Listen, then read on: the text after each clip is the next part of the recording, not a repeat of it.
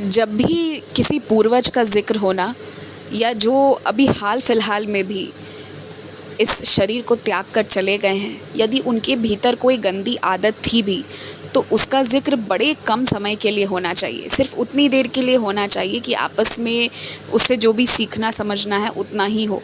उसके बाद जो व्यक्ति अब है ही नहीं, उसके पीठ पीछे उसके बारे में भला बुरा बोलकर उसके लिए ताने नहीं कसे जाने चाहिए। इसका ध्यान रखो। तुम्हारे घर पर जो भी टूटी फूटी हुई चीज़ें हैं ना, उसे घर के बाहर निकालो और जितनी चीज़ों को मरम्मत कराना है उसे शीघ्र कराओ। ये सारी चीज़ों में ना देरी मत किया करो, ये आदत मुझे ठीक नहीं लगती। और मेरे मंदिर ना मायूस होकर मत आया करो। इतनी सारी चीज़ें, इतने सारे कपड़े, इतना कुछ जो खरीद रखा है ना तुमने सजने संवरने के लिए, जिसे सज संवर कर तुम अपने परिवार के साथ जाते हो, होटलों में खाने जाते हो, घूमने जाते हो, उसी तरीके से सज संवर कर मेरे मंदिर भी आया करो। तुम्हें अच्छे से देखकर मुझे भी उतनी ही खुशी मिलेगी जितना तुम्हें अपने मित्रों के साथ सज संवर कर मिलने में होती है। ये जो अलग अलग महीने आते हैं और उनमें अलग अलग तरह से तपस्या की जाती है, अलग तरीके से तैयार होने को कहा जाता है, कुछ नियम अलग अलग होते हैं। इन सब के पीछे ना बहुत अच्छे अच्छे कारण होते हैं। उससे अगर उन सारी चीज़ों को मानोगे ना तो इतना सकारात्मक प्रभाव तुम्हारे मन पर और तुम्हारे शरीर पर पड़ेगा जो ऐसे शब्दों में बताना मुश्किल है। पर यदि उसका पालन किया जाए तो वो फ़र्क देखने को मिलेगा, वो फ़र्क महसूस करोगे।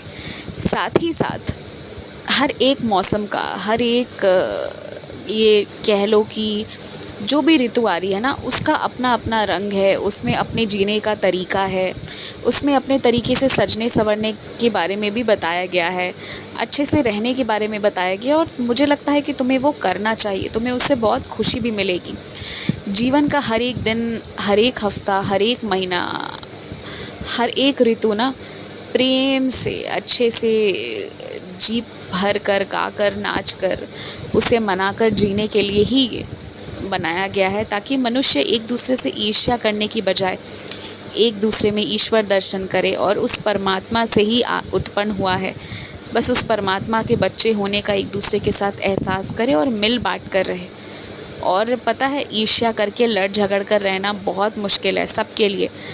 हो सकता है कि लड़ाई झगड़ा में एक खिलाड़ी जो है वो बहुत मजबूत हो और दूसरा बहुत कमज़ोर हो, लेकिन लड़ झगड़ कर कोई खुश नहीं रह सकता, रहता ही नहीं है। इसलिए मिल बांट कर रहोगे ना तो खुशी भी मिलेगी और जीने का आनंद भी आएगा और तुम्हें पल पल ना अपने लोगों के होने की अनुभूति होगी, जो तुम्हें ये महसूस कराएगा कि तुम कमज़ोर नहीं हो। क्योंकि जब प्रेम से रहोगे ना तो सब अपने बन जाएंगे। यही नियम है यहाँ का। खुश रहो।